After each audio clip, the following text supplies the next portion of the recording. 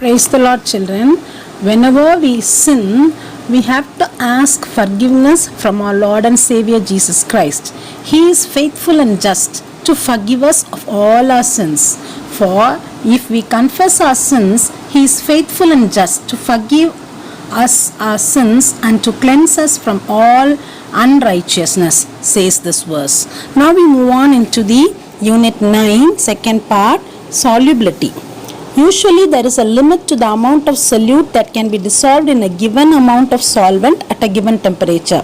When this limit is reached, we have a saturated solution, and any excess solute that is added simply settle down at the bottom of the solution. The extent of dissolution of a solute in a solvent can be better explained by its solubility. Solubility is a measure of how much of a solute can be dissolved in a specific amount of a solvent. Solubility is defined as the number of grams of a solute that can be dissolved in 100 grams of a solvent to form its saturated solution at a given temperature and pressure. For example, 36 grams of sodium chloride, that is salt, need to be dissolved in 100 grams of water to form its saturated solution at 25 degrees Celsius. Thus, the solubility of NaCl in water is 36 grams at 25 degrees Celsius. The solubility is mathematically expressed as solubility is equal to mass of the solute by mass of the solvent into 100. Solubility of some common substances in water at 25 degrees Celsius. Name of the solute, calcium carbonate. Formula of the solute, CaCO3, that is in salt form. Solubility, gram per 100 grams of water, 0.0013. Sodium chloride, NaCl salt, 36 grams per 100 grams of water. Ammonia, NH3 in gaseous state, solubility 48. Sodium hydroxide, NaOH salt, 80 grams. Glucose, C6H12O6 salt, 91 grams. Sodium bromide, NaBr salt, 95 grams. Sodium iodide, NaI salt, 184 grams per 100 grams of water. Now we move on into the factors affecting solubility. There are three main factors which govern the solubility of a solute. They are nature of the solute and solvent, temperature, pressure. The first one is nature of the solute and solvent. The nature of the solute and solvent plays an important role in solubility. Although water dissolves an enormous variety of substances, both ionic and covalent, it does not dissolve everything.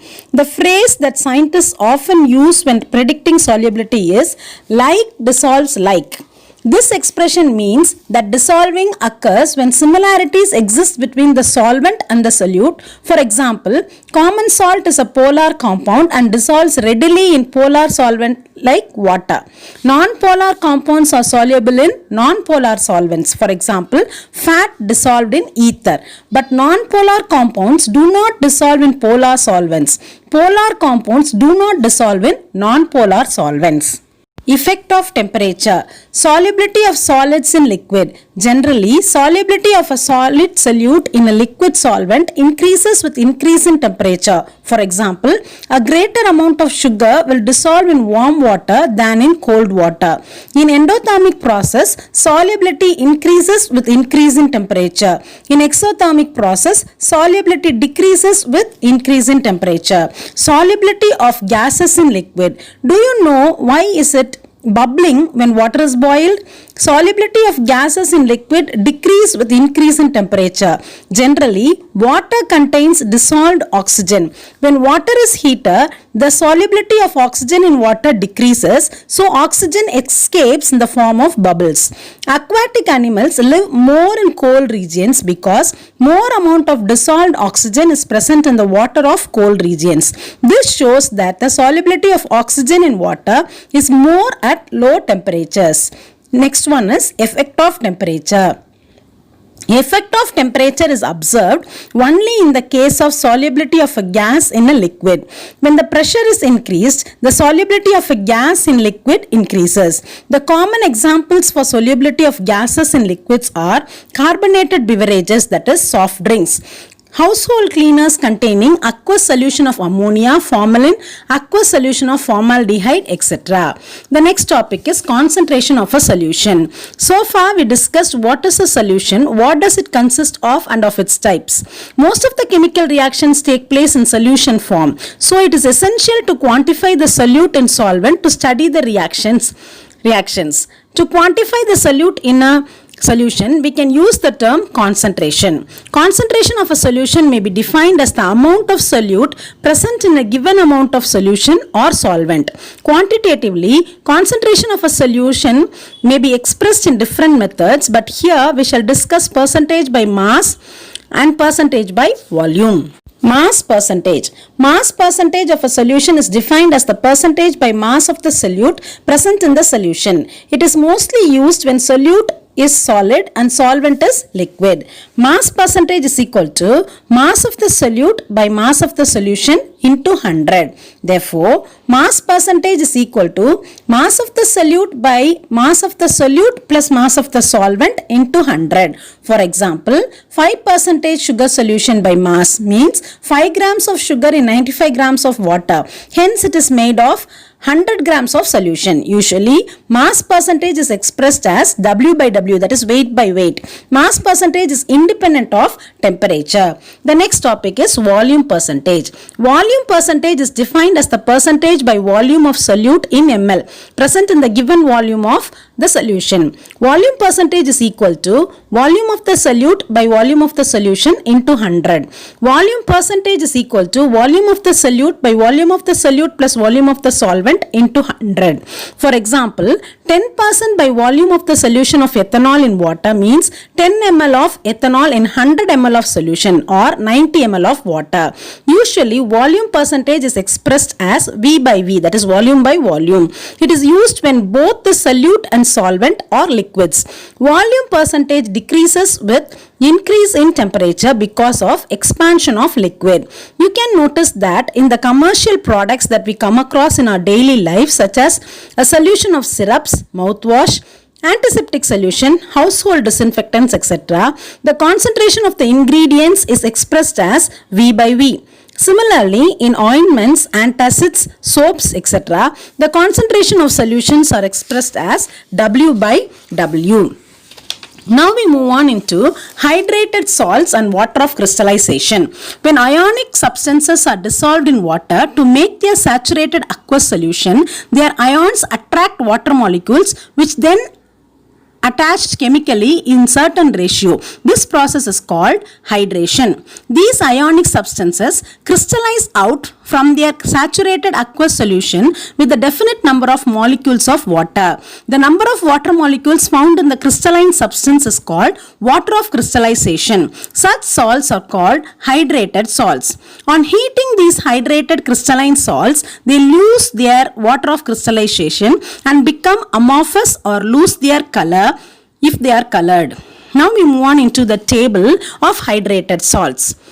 Common name is blue vitriol, that is IUPAC name copper 2 sulfate pentahydrate, molecular formula CuSO4.5H2O. Epsom salt, magnesium sulfate heptahydrate, that is MgSO4.7H2O. Gypsum, calcium sulfate dihydrate, CaSO4.2H2O. Green vitriol, iron 2 sulfate heptahydrate, FeSO4.7H2O. White vitriol, zinc sulfate heptahydrate, ZnSO4.7H2O. Now we move on into understanding copper sulfate pentahydrate, CuSO4.5H2O, that is blue vitriol. The number of water molecules in blue vitriol is 5. So its water of crystallization is 5.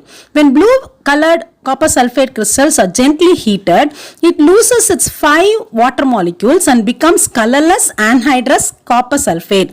CuSO4.5H2O on heating will give you CuSO4 plus 5H2O, that is anhydrous copper sulfate. If you add few drops of water or allow it to cool, the colorless anhydrous salt again turns back into blue colored hydrated salt.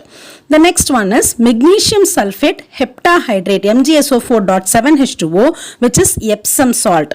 Its water of crystallization is 7. When magnesium sulfate heptahydrate crystals are gently heated, it loses 7 water molecules and becomes anhydrous magnesium sulfate.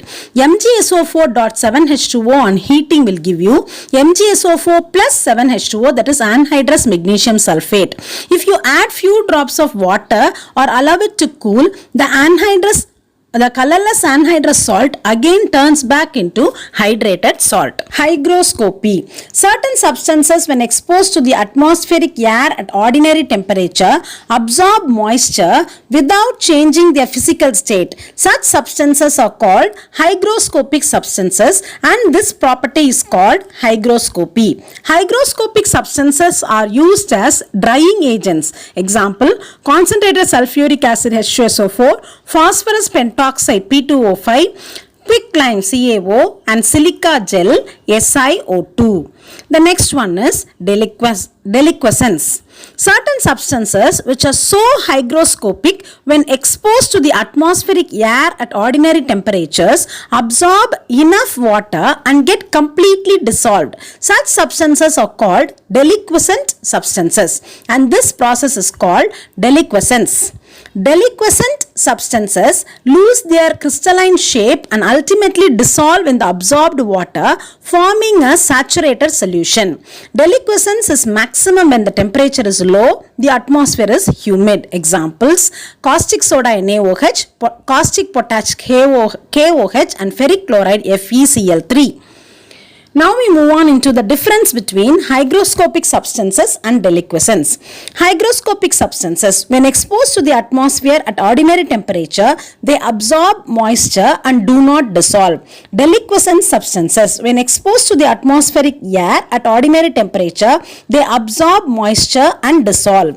Hygroscopic substances do not change its physical state on exposure to air. Deliquescent substances change its physical state on exposure to air. Hygroscopic substances may be amorphous solids or liquids. Deliquescent substances are crystalline solids. Thank you.